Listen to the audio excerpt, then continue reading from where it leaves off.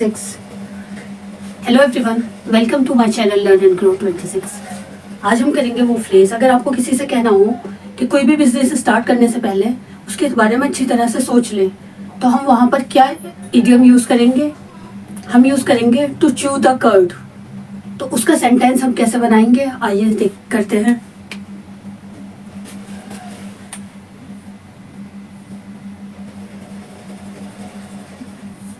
To chew the curd कहते हैं हम क्या किसी चीज़ के बारे में अच्छी तरह सोच लो पहले. क्या मीन्स होता है? To think deeply. कहाँ पर किस चीज़ के लिए यूज़ करते हैं हम? किसी चीज़ को अच्छी तरह सोचने के लिए. तो थिंक डीपली के लिए हम क्या यूज़ करेंगे? To chew the curd. तो उसके लिए हम सेंटेंस क्या बनाएंगे? The starting a new big project you expected to chew the curd. के इसलिए इस क्या है, आप उसको अच्छी तरह सोच ले कोई भी बड़ा बिजनेस स्टार्ट करने से पहले. तो क्या बनाएंगे हम sentence?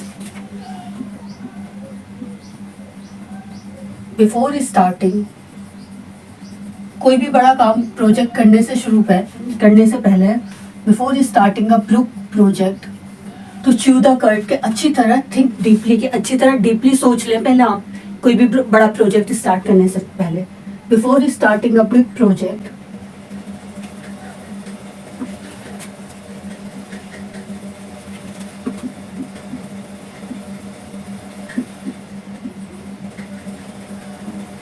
you are expected to chew the curd.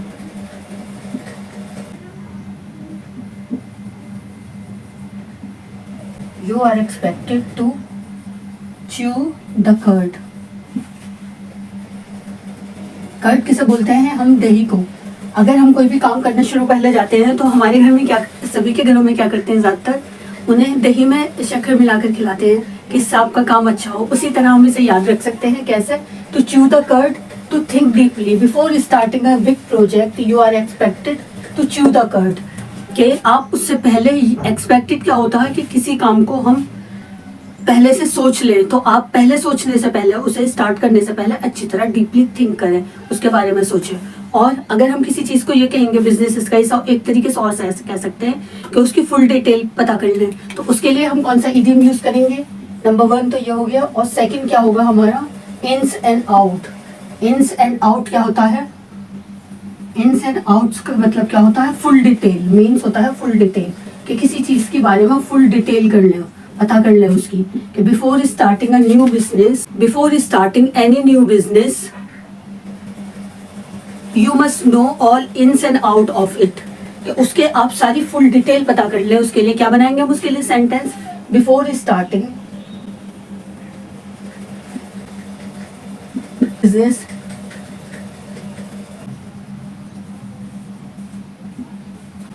you must know. आपको पता कर लेना चाहिए. you must क्या होता है? जहां पर हमें कोई चीज करनी चाहिए, जरूर करना चाहिए. must कि वो चीज जरूर करनी चाहिए. you must know all ins and outs of it. उसके बारे में आपको फुल डिटेल होनी चाहिए. इसका क्या मतलब होता है? इन्स एंड आउट्स का मीन्स होता है फुल डिटेल, कि आपको पूरी डिटेल होनी चाहिए उसकी, अगर आप कोई भी बिजनेस स्टार्ट करना पड़े, जिससे कि आपको लॉस सफर ना करना पड़े. और to chew the curds means होता है टू थिंक डीपली, कि कोई भी स्टार्ट करने से पहले बिजनेस आप अच्छी तरह सोच लें. तो अगर आपके घर में कोई नया प्रोजेक्ट करने जा रहा हो तो आप उसके लिए कौन सा इडियम यूज कर सकते हैं? टू च्यू द कर्ड्स और इन्स एंड आउट. अगर आपको किसी को ये कहना हो कि अच्छी तरह सोच लें एक नया प्रोजेक्ट करने से पहले, अच्छी तरह सोच लें बड़ा प्रोजेक्ट करने से पहले, या फिर आप उसकी पूरी डिटेल पता कर लें कोई भी प्रोजेक्ट करने से पहले, तो आप कौन सी इडियम यूज कर सकते हैं? ये दोनों यूज कर सकते हैं. कोई जीतने के लिए अपना पूरी ताकत लगाना, मतलब अपने बॉडी एंड सोल. तो बॉडी एंड सोल के लिए हम क्या इडियम होता है? इसका मतलब क्या होता है? मतलब टू जीतना, to win, to entirely. Body and soul means entirely. अगर कोई पूरा अपना बॉडी एंड सोल, कोई कहे कि बॉडी एंड सोल, तो बॉडी एंड सोल के लिए हम किसके लिए यूज करते हैं? हम पूरा एंटायरली. एंटायरली मीन्स क्या होता है? मतलब पूरा. इसको हम कैसे याद कर सकते हैं कि पूरी अपनी बॉडी एंड सोल क्या है? एंटायरली. इसका मतलब क्या होता है? एंटायरली. एंटायरली मीन्स मतलब पूरा, कि अपनी बॉडी भी और सोल भी सब कुछ लगा दी उसने. तो इसके लिए हम क्या सेंटेंस बनाएंगे? आइए देखते हैं क्या सेंटेंस बनाया बॉडी एंड सोल के लिए. She devoted body and soul to win the medal. कि उसने क्या अपनी पूरी मतलब एंटायरली पूरा लगा दिया अपने अपने बॉडी में एंड सोल भी जीतने के लिए, मेडल के लिए, to win the medal. She devoted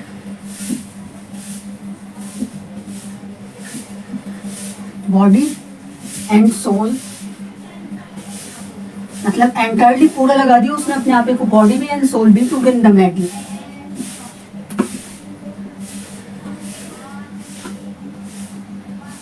to win the medal, medal जीतने के लिए उसने अपना पूरा दिल जान, अपने बॉडी, अपनी सोल सब कुछ लगा दिया. और इसके लिए हम तो जीतने के लिए और क्या कह सकते, दूसरा इडियम क्या यूज कर सकते हैं, to carry out, to carry the day. दूसरा क्या यूज कर सकते हैं हम, टू कैरी द डे का मतलब क्या होता है, जीतना. तो कैरी द डे क्या मतलब होता है इसका, टू कैरी द डे का मतलब होता है टू विन, जीतना. इसके लिए हम क्या सेंटेंस बना सकते हैं, टू कैरी द विन, जीतने के लिए. The team carried the day against the weak opposition very easily. क्या था, पूरी टीम ने क्या बहुत आसानी से, मतलब जो अपोजिशन थी वो बहुत कमजोर थी, तो उन्होंने क्या है जीतने के लिए, to try the day against the opposition very easily. क्या था, weak opposition, to win easily. क्या बनाएंगे हम, the team tried the day against the weak opposition, against the weak opposition. Weak opposition किसे कहते हैं, अपोजिशन कहते हैं जो हमारे सामने खड़ा हो, जो सामने वाली पार्टी हो उसे हम कहते हैं अपोजिशन. तो वीक अपोजिशन वेरी इजीली, जो था वो बहुत वीक था अपोजिशन, उसके सामने हम क्या बहुत इजीली जीत गए. क्या सेंटेंस बनाएंगे हम, to cried the day means होता है जीतना, टू विन. तो उसके लिए क्या हम सेंटेंस बनाएंगे, the team cried the day against the weak opposition very easily. क्या अपोजिशन क्या था, वो बहुत वीक था, उसके सामने क्या हम बहुत आसानी से जीत गए, टू विन. और इसके लिए और क्या यूज कर सकते हैं हम जीतने के लिए, टू विन. वीक अपोजिशन के सामने वो बहुत आसानी से जीत गए. इसमें एक और क्या बना सकते हैं हम, एक जो वीक अपोजिशन ना हो, जिसमें हमें हार्ड हो, बहुत मुश्किल हो जीतना, या फिर कोई मुश्किल काम करना, तो उसके लिए क्या हम यूज करेंगे, हार्ड एज नेल. अगर कोई हमारा काम मुश्किल हो, हार्ड हो, इसमें क्या था, वीक अपोजिशन था, उसके सामने बहुत जीत गया आसानी से. और अगर कोई हम काम मुश्किल काम करने के लिए कहें, तो उसके लिए क्या हम कहेंगे, hard and nail. Hard and nail का मतलब क्या होता है, बीइंग वेरी टफ, कि बहुत मुश्किल होना, मुश्किल काम करना. क्या होता है, बड़ों को खुश करना बहुत मुश्किल काम होता है कभी कभी. अगर हमारे घर में हमारे ग्रैंड पेरेंट्स हो, तो उन्हें खुश करना क्या है, बहुत मुश्किल काम है. ये तो हमने करा था टू विन के लिए. और अगर अब हम करना हो कि being a very hard tough, उसके लिए क्या हम बोलेंगे, हार्ड एंड नेल. उसके लिए क्या इडियम यूज करेंगे हम, hard and nail. Hard and nail means होता है, बीइंग वेरी टफ,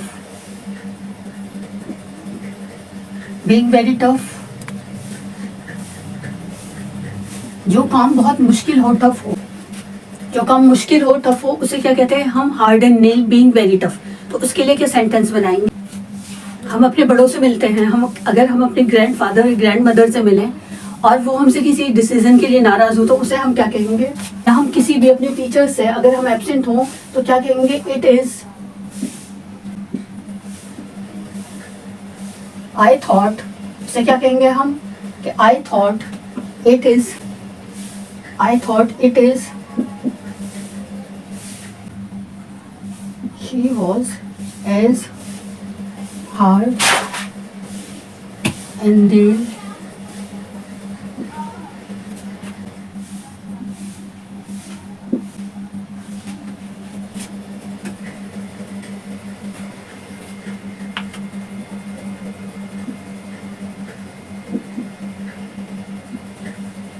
अगर हमें कोई काम मुश्किल करना होगी, तो हमने करा था विन, जीतने के लिए.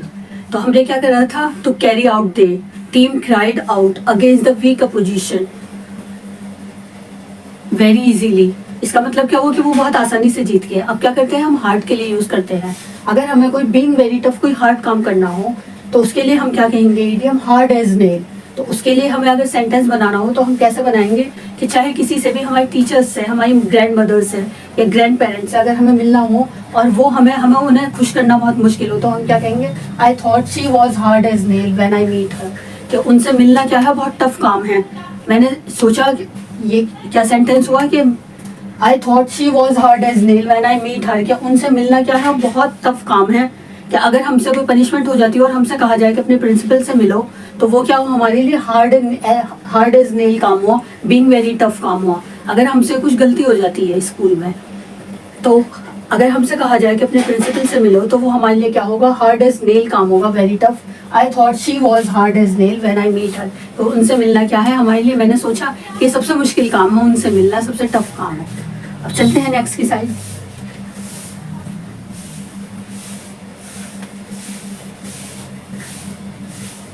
अगर हमारा कोई इडियम ही हमारे सामने आता, फ्लाई इन द ऑइंटमेंट, क्या है ये, बहुत आसान है इसका मीनिंग, लेकिन सुनने में क्या लग रहा है, बहुत मुश्किल लग रहा है। अ फ्लाई इन द ऑइंटमेंट, मैं बताती हूँ आप इसे कैसे याद रखेंगे। अ फ्लाई इन द ऑइंटमेंट, ये क्या है, ये हमारे इडियम है, अ फ्लाई इन द ऑइंटमेंट। इसका मतलब someone who spoil enjoyment, someone कोई जो स्पॉइल कर दे हमारा, स्पॉइल मीन्स खराब करना, कि स्पॉइल कर दे हमारा एंजॉयमेंट। एंजॉयमेंट मीन्स क्या, हमारा मजा। आपने देखा होगा अक्सर हमारे घर शादियों में क्या होते हैं, बड़े कभी आएंगे डांट देंगे, डांस नहीं करना, ये म्यूजिक नहीं ज़्यादा लाउड करना, ये सब क्या होता है, वो हमारा स्पॉइल करते हैं मज़ा। तो उसके लिए हम क्या ईडियम यूज़ करेंगे, अ fly in the ointment. Ointment क्या होता है, एक बाम होता है, इसे कैसे याद रखेंगे। और अगर उसमें मक्खी फंस जाए तो वो क्या होगी, वो चिपचिपी होकर वहीं पर रह जाएगी, मतलब वो उसको स्पॉइल कर देगी, ख़राब कर देगी ऑइंटमेंट को। तो इसी तरह समवन हु स्पॉइल्स एंजॉयमेंट, इसको हम ऐसे याद रखेंगे कि कोई हमारा एंजॉयमेंट को स्पॉइल कर लो, उसमें आके चिपक जाए। अब इसके लिए हम सेंटेंस क्या बनाएंगे, Elder of the house, the elders of the house, बड़े क्या करते हैं, हमारे मज़े को ख़राब कर देते हैं। घर में अगर हमारा कोई फंक्शन होता है तो उसे क्या करते हैं, स्पॉइल कर देते हैं हम। Usually prove for the younger,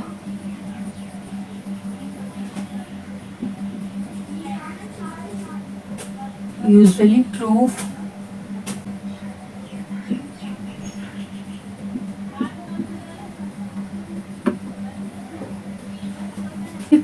proves for the youngers,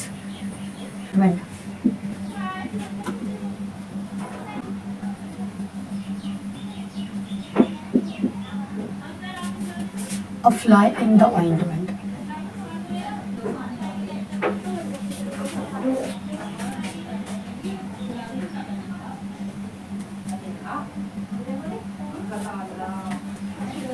तो हमारे यहाँ पर क्या हुआ, idioms a fly in the ointment means someone who spoil enjoyment. उसके लिए हम क्या सेंटेंस बनाएंगे, the elders of the house usually prove for their youngers a fly in the ointment, कि हमारे घर के बड़े क्या प्रूव होते हैं हमारे यंगर्स के लिए, एक स्पॉइल करने वाले, एक हमारा वो जरिया होते हैं कि जो हमारे एंजॉयमेंट को स्पॉइल कर देते हैं, अ फ्लाई इन द ऑइंटमेंट।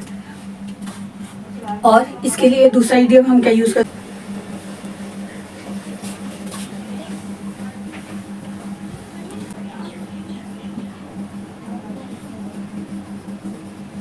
अगर हम कोई गेम जीत जाते हैं या कोई भी हम कंपटीशन जीत जाते हैं, अगर यूपीएससी का कंपटीशन जीत जाते हैं, तो अक्सर आपने न्यूज़पेपर में सुना होगा कि ये इडियम बहुत यूज होता है, to come out in flying colours. आपको इसका मीनिंग पता है, to come out in the flying colours? आइए मेरे साथ जानते हैं इसका meaning, to come out in the flying, to become very successful.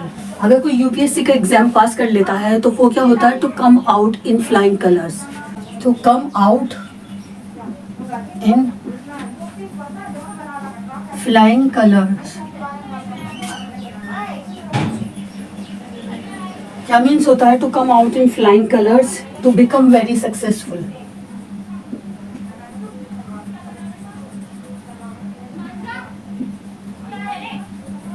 To become very successful, इसके लिए इसका क्या मतलब हुआ, to come out in flying colours. आपके घर में या आपके कोई भी आपका रिलेटिव्स या कोई भी बहुत बड़ी एग्जाम्स में पास हो जाता है, चाहे सीए हो चाहे यूपीएससी हो, और अक्सर आपने न्यूज़पेपर में भी लिखा होगा to come out in flying colours लिखा होता है, तो उसका मतलब क्या होता है, टू बिकम वेरी सक्सेसफुल।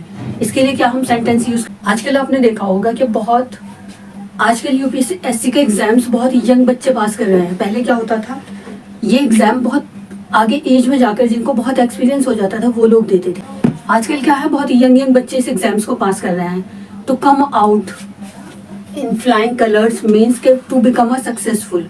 और अगर कोई यंग टैलेंटेड बच्चा इस एग्जाम्स को पास कर लेता है तो उसके लिए क्या हम यूज करते हैं, to come out in flying colours. कैसे यूज करते हैं हम इस सेंटेंस को, इसको इंग्लिश में हम कैसे बोलेंगे, टू कम आउट। एक यंग बच्चे ने, बहुत सक्सेसफुल यंग एज में ही बच्चे ने इतना बड़ा कंपटीशन क्लियर कर लिया, या बहुत सारे आजकल यंग बच्चे कंपटीशन क्लियर कर रहे हैं, तो इसे हम इंग्लिश में कैसे कहेंगे, क्या सेंटेंस बनाएंगे इसके लिए हम, the effort of the young talent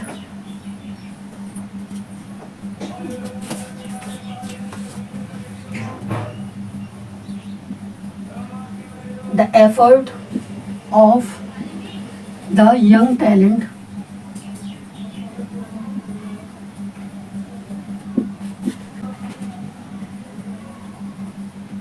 come out in the flying colors, in flying colors.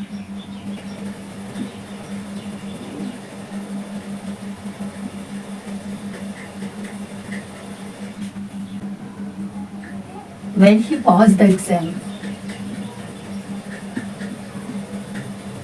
when he passed the exam और when he got the award, कुछ भी कर सकते हैं।